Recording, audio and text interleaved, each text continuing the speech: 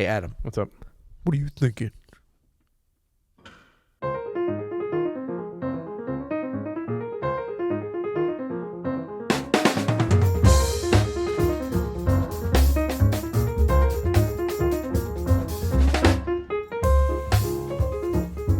I'm Adam Maness, And I'm Peter Martin. and you're listening to the You'll Hear It podcast. Daily jazz advice coming at you. Coming at you today, we got another Speak Pipe, and we're going to be talking about our thoughts. Do you have any thoughts right now about anything? Nope. Nothing? I'm a total blank slate. You're I'm an open book. Well, I asked you what you were thinking. You seemed like a little bit of a blank slate there. Honestly, that question caught me off guard. I don't think a That's lot. the title of the episode today. Would have thought you were a little bit tuned into it. Before we get going, though, the podcast is sponsored by Open Studio. Open Studio. But hey, we just want to reiterate Jazz.com. that we just launched last week. You'll Hear It Premium. If you want to get on board, are we still doing the charter membership, or is that done? Yeah, no, it's going to be through Friday. Through Friday, Through the live stream, and then we're shutting that bad boy down. you're going to get a very, very good deal. 50%. 50% for life, right? For life? Well, I mean... Wait, are we doing this for our lives? No. Okay. God, I hope not. But Yeah, for life. For as long as you want to stay and as long as we want to have you. And with that, you get all the archive. You get to leave us a speak pipe, your question. You get to see the You'll Hear It Premium content. We already have the first one up. We have the worksheet up, transcribed and everything. Yeah, a bunch of comments on that. For sure. Someone said at the piano it. episode. We're not officially calling them that because they may not all be at the piano. Isn't that right?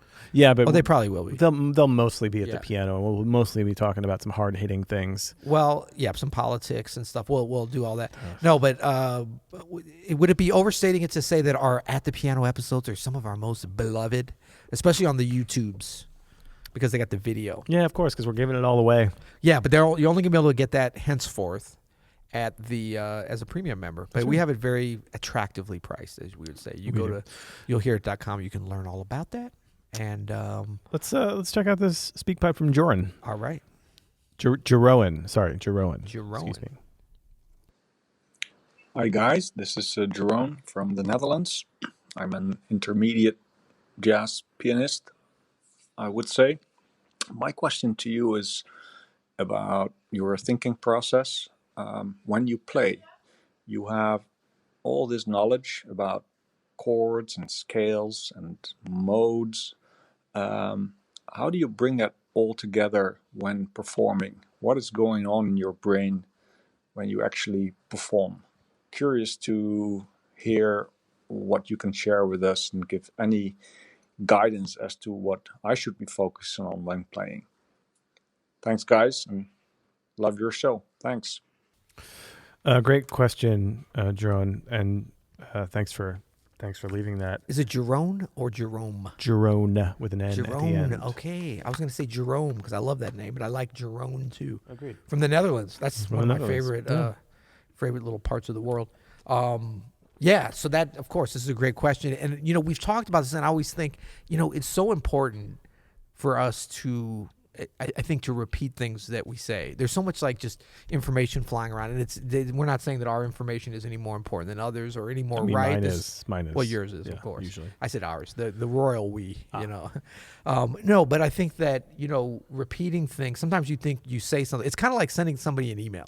Like you think, I sent the email. You didn't see that? Yeah. It's like, no, it was in my inbox along with 900 other emails that I saw one of, you know. I got distracted and bought some new running shoes. What do you mean? It's like if you're not looking someone in the eye, talking to them, connecting sometimes. So I feel like sometimes we don't repeat ourselves enough because I know we've talked about this, but probably not enough. Yeah. I think because we talk about all this stuff that can kind of get in the way, I think, when you're on a performance situation, like he mentioned, chords and scales and modes and fingerings and transcriptions and approaches and pentatonics and all these fun, great things.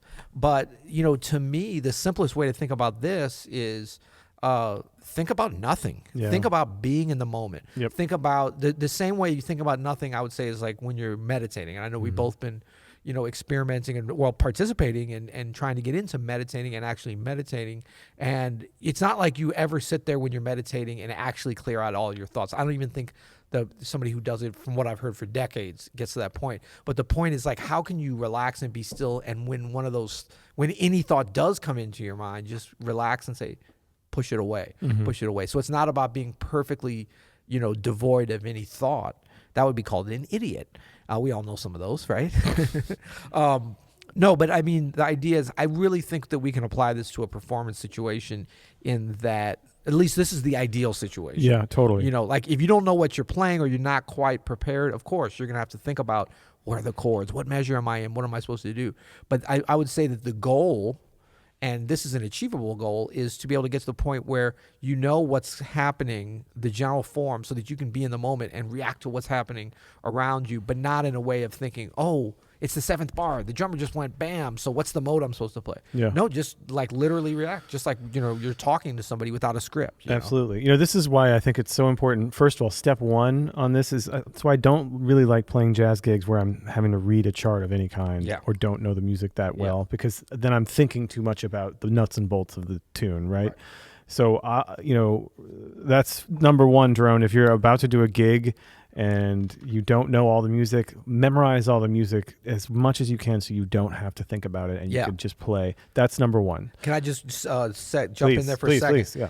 And if you, let's say you memorize like it 80%, go without the chart. That sounds crazy, but you'll figure it out. You do not have to be 100%. Definitely if you're at 90 to 95%. You will figure it out. You're better off like... Hell, I do it at 50%, 30%. Yeah, well, that pro level, you can go even lower. But the idea is that you don't have to have it perfectly memorized. Don't use that as a crutch. I totally agree. And you're going to play so much better. You're going to be freer. And you're not going to be thinking about the changes or what the first ending is or, any of that stuff. Yeah. Really, really try to soak up what you're going to play before you play it so that you don't have to think about that. That's like entry level to this. That's getting that off of your brain. Some other things that you can try or some other strategies is to practice performance. We talk about that, but we can preach this a little more. Make performance part of your practice routine. At the end of your routine, turn on your voice recorder on your phone, pretend like that's the audience you're playing for, even if no one else is going to hear it, and just perform a piece on solo piano or whatever your instrument is. That is, where you're fooling yourself into believing that this is an actual performance with an actual audience with stakes, and that will help you get out of thinking about the pressure of performance. That's kind of one of the goals for that, is to not think about things, to practice not thinking about the nuts and bolts. Play something like I said, and then one thing that a little kind of pro tip here that something I do a lot of is what I call a swing thought. Now, this is like something I learned when I was younger playing golf. Is there's so much that can go wrong in a golf swing. It's your whole body. It's every joint that bends, your knees, your hips, your waist, your elbows, your wrists, your fingers even could all mess it up at any time, right? So if you're thinking about everything you have to do, you're not going to do any of it, right?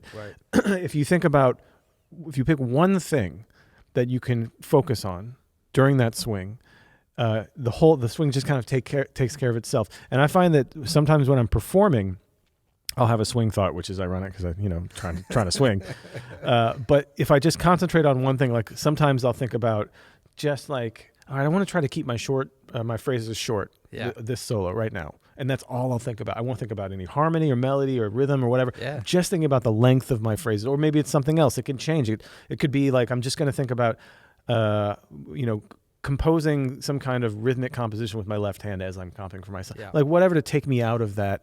Maybe a little simplify and isolate. It's totally that's what it is. You're picking one thing that won't even really shape your solo per se. Yeah. But it's just something it's like a mantra when you meditate, right? It's like something that you focus on so that other things just happen. Could you even maybe think about your putting game, your putting stroke as you play that G minor? That might take you out of the situation a little bit. Yeah. You can't think about food. I've tried food or the bartender or anything like that. You have to think about something that you can actually have control over, and then you kind of forget about everything else. I think that's great because sometimes we need to train our minds to. Well, we train it when we practice, and we talk about simplifying and isolating within our practice. And I think part of that is the applications that come and are manifested in our performance, because it's like anything. I mean, no matter how relaxed and meditative you are, if you can't, at least when you're, kind of ideal situations by yourself, practicing, performing, execute something. Don't expect that no matter how many thoughts you put out of your mind, you're going to be able to just magically, it's not ignorance is bliss. It's not about that. Like, you got to know this stuff. You got to know the modes. You got to know the chords. For sure. All this stuff. But the idea is that you know it so well that you're not having, you can actually be self-aware. Yeah. And in the moment, you're not having to lie to yourself and be like, it's going to be fine. Like somebody else can tell you that. For sure. And you're like, man, I don't know if I got to get in front of this audience and speak. Oh, no, you're going to be great. How do you know? Only I know. Are you going to convince me? How do you know? I don't know what the hell I'm talking about. You're so right, though. You have to know it so you're not thinking about it. Think about most pianists who've been playing for a while don't think about how they use the sustain pedal at all. No. The mechanics of it, right? It just happens as you're like sustaining that. Whatever. You're just using it. That has to be like that with everything. Everything technical, everything musical has to be at that intuitive level. Right. But I think it's possible I know it's possible to be, doing things, on purpose and with purpose, without having to consciously think about it if you practice with purpose. For sure. Like be intentional. Like we always talk about this with the pedal. It's like, don't just press it like it's a pedal. If you were in your car and you're like, woo, this is cool. And like you're sitting behind another guy, look at the gas. You're going to have a crash. Yeah. So you won't do it. But some people a lot of pianists treat the piano pedal like that. It's just some random thing to mash down. So be intentional with your pedal practice, just like everything, so that when you get on the gig, you don't have to be you will be intentional, but not consciously intentional. That's just it. You can't be intentional on the gig. No, that's not going to happen. It's too late. Things to think about. So don't even try to be intentional with that stuff. No. You know what I mean? Just have a broader thought of either something artistic or something, even like something generally technical that you want to do. I'll do like curve your fingers. That'll be my thought. Just keep your fingers curved and let everything else happen. Yeah, and have fun. Like, how much do we forget about that? For sure. Because that is the thing. Like, and I shouldn't have been so hardcore about like you got to be prepared or else it's not going to come out. I would say that even if you're 80% or 90%, you're never going to feel like there's always going to be something like, ooh, I wish I could have really got this together. For sure. Like the adrenaline, the excitement. If you've trained yourself in like really being able to concentrate, a lot of things can take you over the edge. For sure. And then there's things that are going to happen on a live performance situation that don't happen in the practice room, audience energy and all these different kind of things that can propel you. So as long as you're, in the zone and, in the realm close to being in the zone of knowing what you're doing, you're going to be okay. So it's like, if you focus on the having fun part, like that's when it's most likely, in my experience, for these things to actually come out and be manifested that you have practiced. If you're so much into the thing of like, oh, I didn't do this, like if you have any kind of like negativity, negative Ned kind of feelings, no offense to any Neds listening, big shout out to Ned. But the idea is that like anything kind of negative thoughts, as opposed to really being not falsely positive, because we are who we are when we get up to play. Yeah. But the positivity springs forth from the fun that you're having, like, and also gratitude. Like when you get up to play, don't be like don't be negative because like you don't have we don't have the right. That's an entitlement kind of thing to be like that. You even have the right to be negative. You're on a gig being paid, or even if you're not being paid for free, who cares? It's fun. This is great. I often think as I'm walking up on a stage, like, okay, I only get so many hours of this in my life until I die, right? Yeah. And I'm not going to be anything but grateful to be there. Absolutely.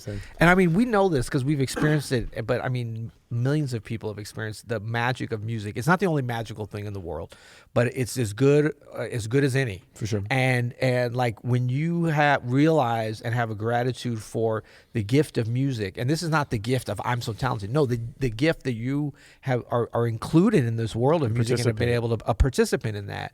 Like you realize like that's better than being a billionaire. For sure. Literally. Yeah. It literally is better than that. Dude, like, you cannot buy that. How many rich guys do we know that wish they could do? Oh man. What we get to do. It's super lucky on some of that end. You know what I'm saying? So awesome. Thank you, Jerome, for the question. Awesome question. We're happy to talk about it. That was another premium level question. I'm just saying we're going 2 for 2 so far. Really premium good. Level with the quality of the question. Really, really good. Really, really from good. A premium member. If you want to become a premium member, it's very, very cheap. You can still get it on the charter membership, which is 50% off monthly. And and you know what? We should go ahead and put it out. I know I'm going to get in trouble with some of the higher ups here.